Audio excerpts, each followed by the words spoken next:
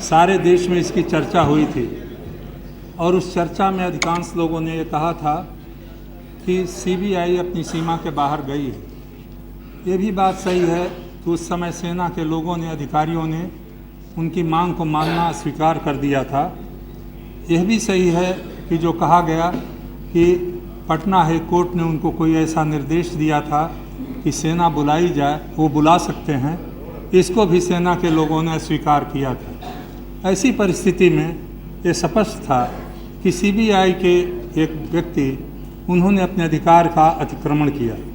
मैं नहीं जानता कलकत्ता हाई कोर्ट का निर्णय क्या है, उस निर्णय के बारे में मैं कुछ कहना नहीं चाहता, लेकिन ये प्रश्न ज़्यादा मौलिक है जिसका जिक्र अभी सोमनाथ चटर्जी जी ने किया।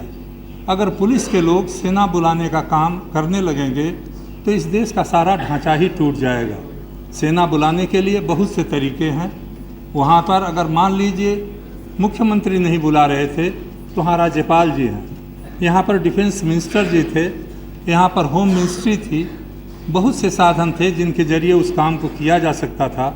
लेकिन किसी पुलिस अधिकारी का सीधे सेना के पास पहुँचना एक अक्षम्य अपराध है। मैं नहीं जानता किस आधार पर कलकत्ता हाई कोर्ट ने कहा है कि उनको इस बात के लिए सज़ा नहीं मिलनी चाहिए।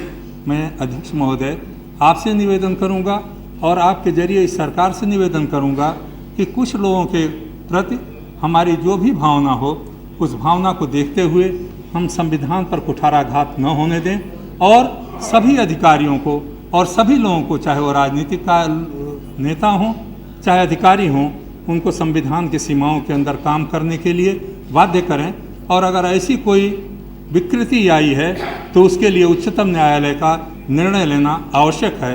और मुझे विश्वास है कि हमारे मंत्री, हमारे मित्र श्री खुराना साहब इस संबंध में वो जरा छोटी बातों से ऊपर उठ करके एक मौलिक सवाल के ऊपर बात करें। Mr. Sachpal ji. One is, as Mr. Chandrasekhar has rightly pointed out, whether military should have been called or not called.